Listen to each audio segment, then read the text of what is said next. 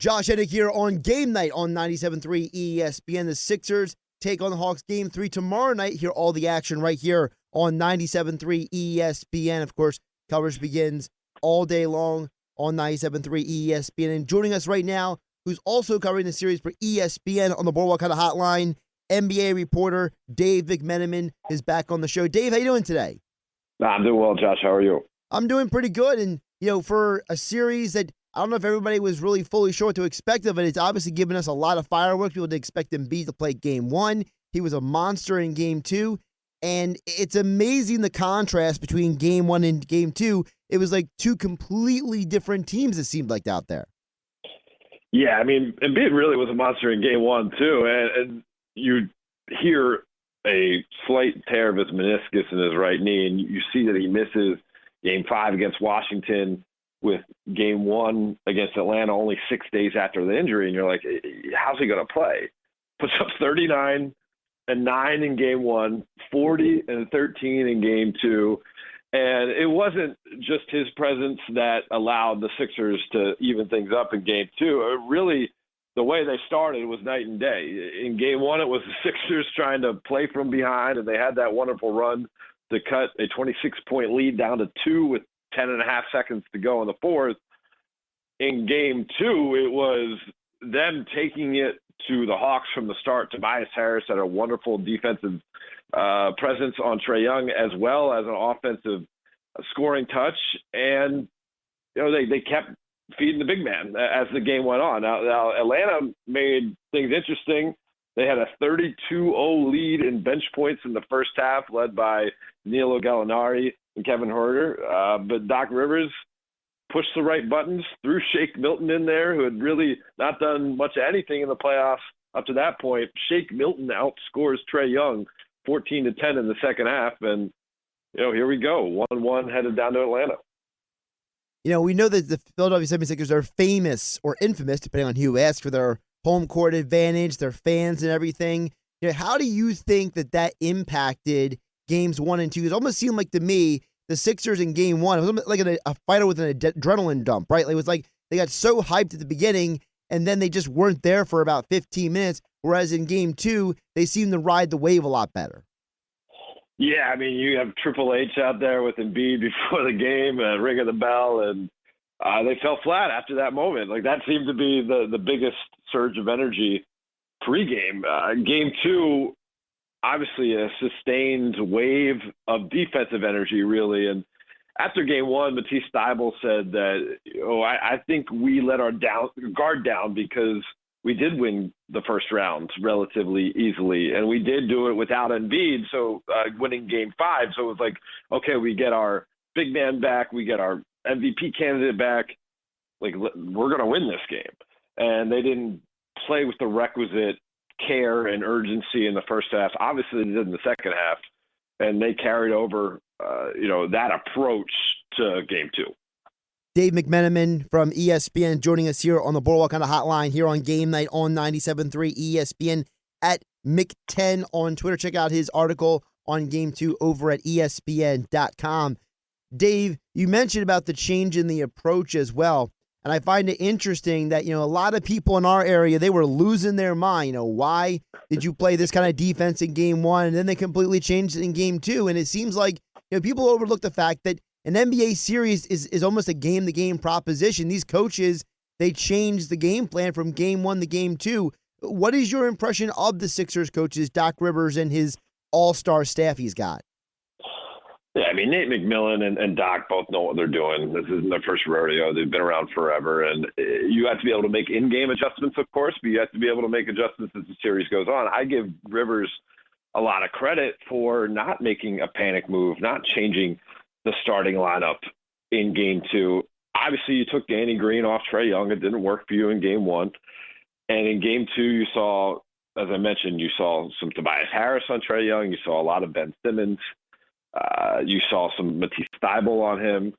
And Doc says he wants to mix up his pitches, basically. Like, Trae is that good of a player. And, Danny Green hasn't shot the ball all that well in the series. I think he's 1 for 7 from 3, but he had 8 assists in Game 2. And he's someone with the veteran presence where he's going to make the right play. He's going to help your team.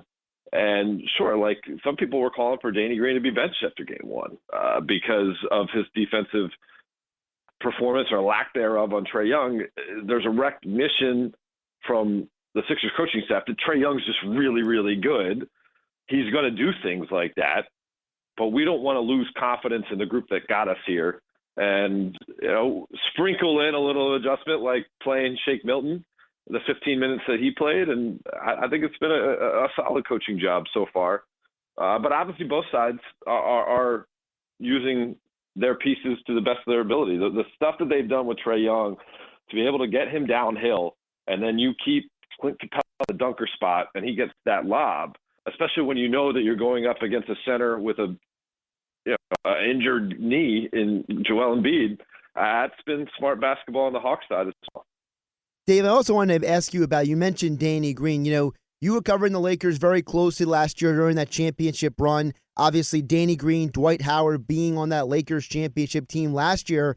In your mind, how valuable has it been to have veterans like Green and Howard on the Sixers? I think a lot of people, maybe they don't always value that because some people only look at a box score. They don't realize how veterans like that can help the culture of a team.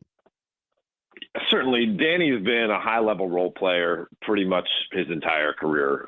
He started off with the Cavs, was highly touted out of UNC. It took him a little bit to figure it out, but ever since he's been in the Greg Popovich system, wins a championship with the Spurs, wins a championship with the Toronto Raptors, wins a championship with the Lakers.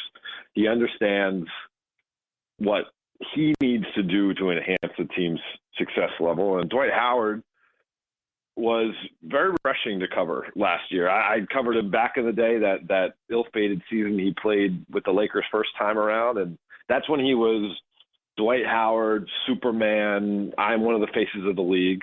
He's been humbled a bit by his experience in the NBA. And certainly the guy that played for the Lakers last year was all about bringing positive energy. What can he do to lift up his teammates?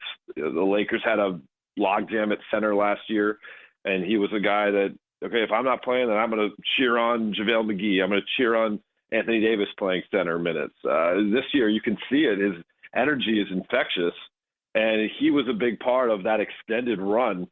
Once the Hawks went up 80-79 late in the third quarter, it was Milton, as I mentioned before, but Howard was a big part of changing the energy and the complexion of the game as they rode out that win. Dave McMenamin joining us here, ESPN NBA reporter here on Game Night on 97.3 ESPN at Mc10 on Twitter. As we get ready for Game 3, what do you expect to be the biggest challenge for the Sixers that's not named Trae Young? Because I feel like for the Hawks, we've seen multiple guys find ways to get points in the first two games. And I'm starting to wonder, maybe are there people who maybe underestimated the depth and the talent that is on Atlanta?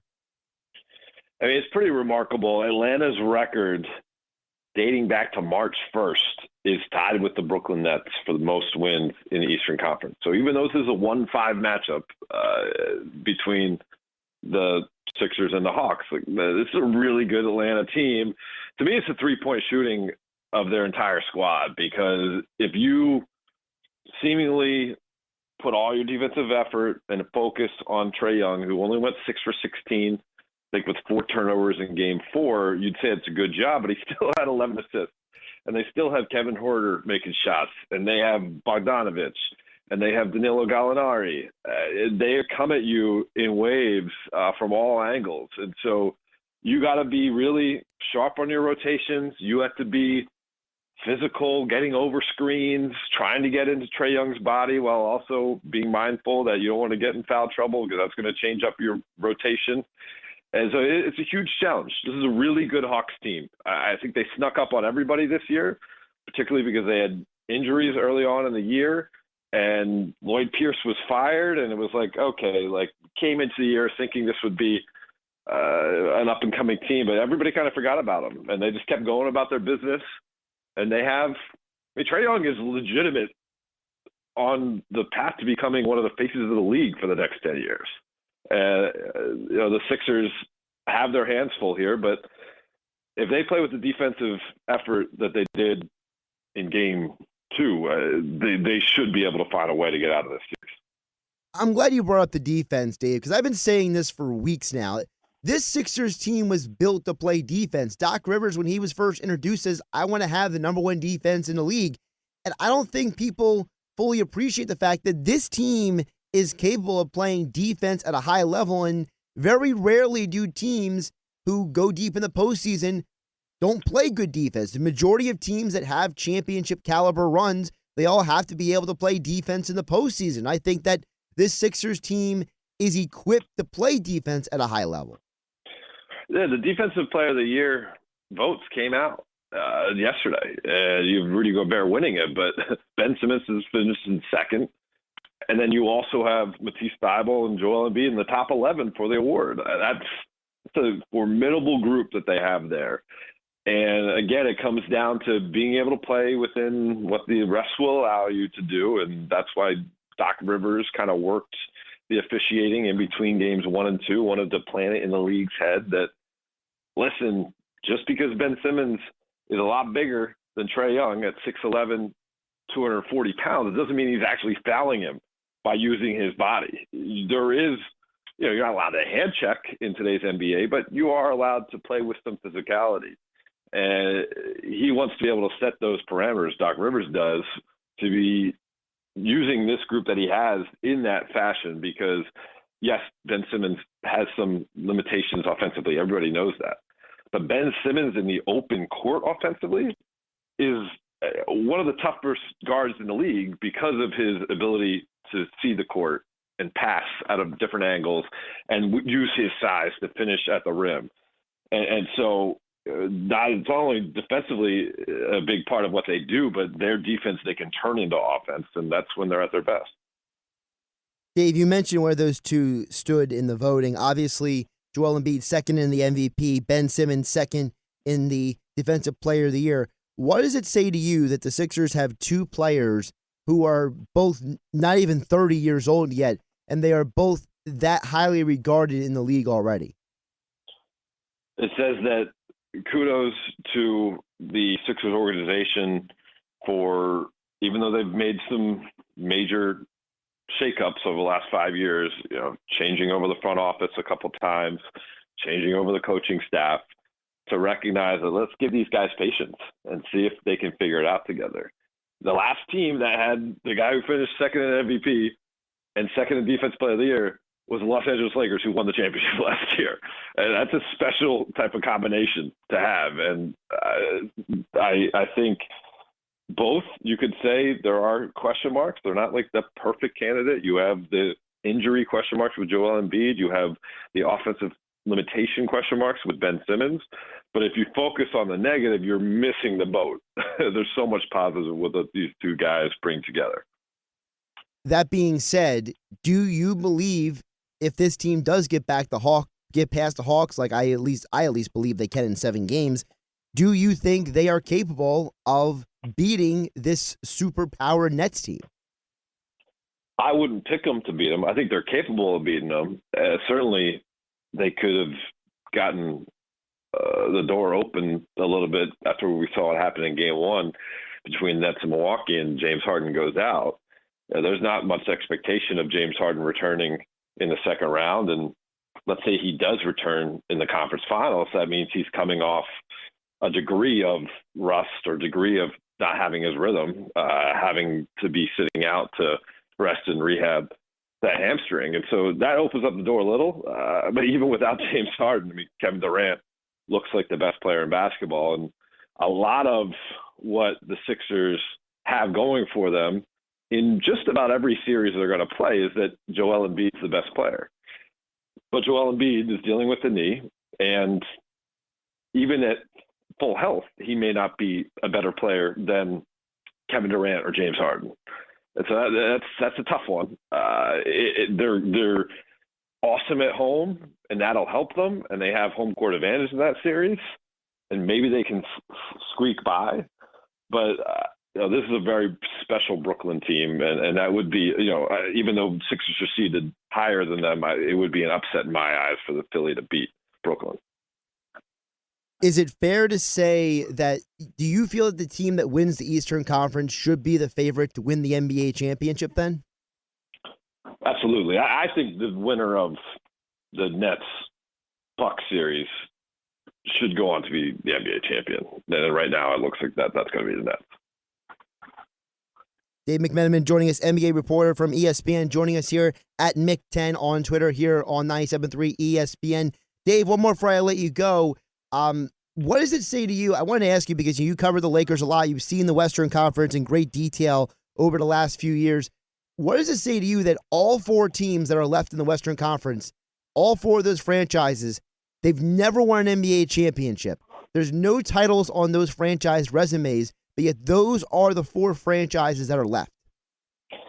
Yeah, it's very interesting. And even if the teams in the Eastern Conference win it, right, you have a Bucks team that hasn't won since Kareem and Oscar. You have a Sixers team that hasn't won since Dr. J and Moses. You have a Nets team that's never won.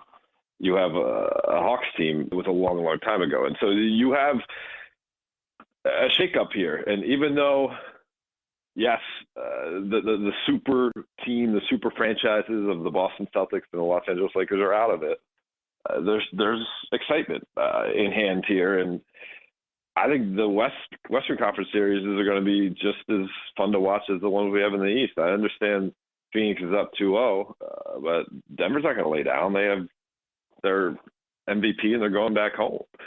And the Clippers lost game one, and Utah's a very good team, but the Clippers lost the first two games last round and came back to win. And we could see Kawhi Leonard recapture the magic that broke the hearts of Sixers fans a couple years ago when he made on that finals run with the Raptors. And so I think it's a wide open NBA.